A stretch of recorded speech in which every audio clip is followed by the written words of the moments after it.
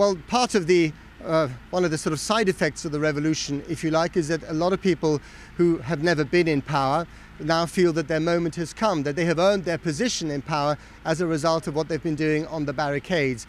And I went to meet one man in particular who might become very important in Ukrainian politics. Watch.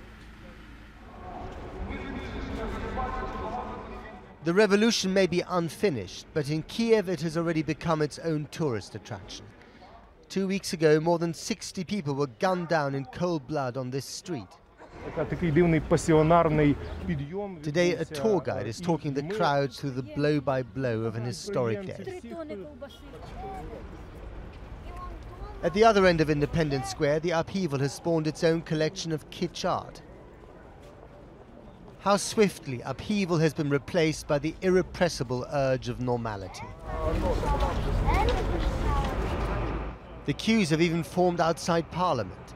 Suddenly there's renewed interest in the role of the elected chamber that is busy passing one new law after another. In Ukraine, it seems as if democracy is having a bit of a field day. As the nation's political furniture is rearranged, some who'd been hiding in the shadows have come into the light, and that includes the people who've set up their headquarters in this five-star hotel. We went to see Ukraine's newest party, Pravy Sektor, or Right Sector, founded only last November. They don't much like being filmed.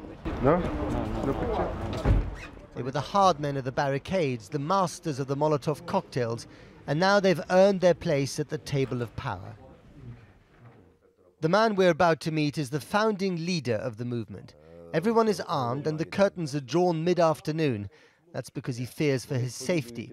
In Moscow, he's a wanted man for allegedly inciting terrorism.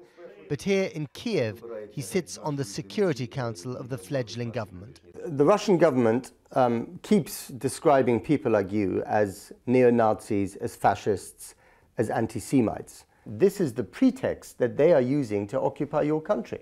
You're part of the problem. Ні, звичайно. Наприклад, я нещодавно зустрічався з послом Ізраїля, і ми налагодили навіть дружні стосунки. So are you a neo-Nazi? Are you an anti-Semite? Ні. But some of your beliefs are very extreme right-wing, and there are people who think that your beliefs, your political philosophy, is essentially the legacy of Nazism, of extreme right-wing politics. Ні, я ще раз підкреслюю, ідеологія українського націоналізму – це ідеологія добра, це ідеологія боротьби за своє національне звільнення і за свою національну державність. But what about the uniforms and the haircuts? I mean, that gives the wrong kind of image, doesn't it? У нас немає чорної уніформи, це хлопці з охорони купили в простому магазині, такий одяг, бо він зручний, не такий марки. Це по-перше. Короткі зачіски є в будь-якій армії, а зараз ми знаходимося в стані війни, це теж закономірно. If the Russians were to occupy the east of the country in defense, in protection of ethnic Russians there, what can this country do about it? What will you do about it? Ні п'яді рідної землі ми їм не віддамо. Вони рано чи пізно підуть звідси. As we leave the hotel, so does one of Pravy Sektor's many patrols.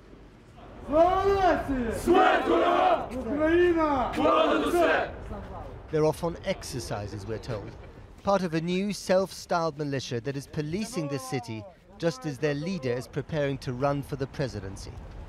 This group is still on the extreme margins of politics here, but it feels it has earned the right to be at the very center. And for Moscow, that could turn out to be a self-fulfilling prophecy.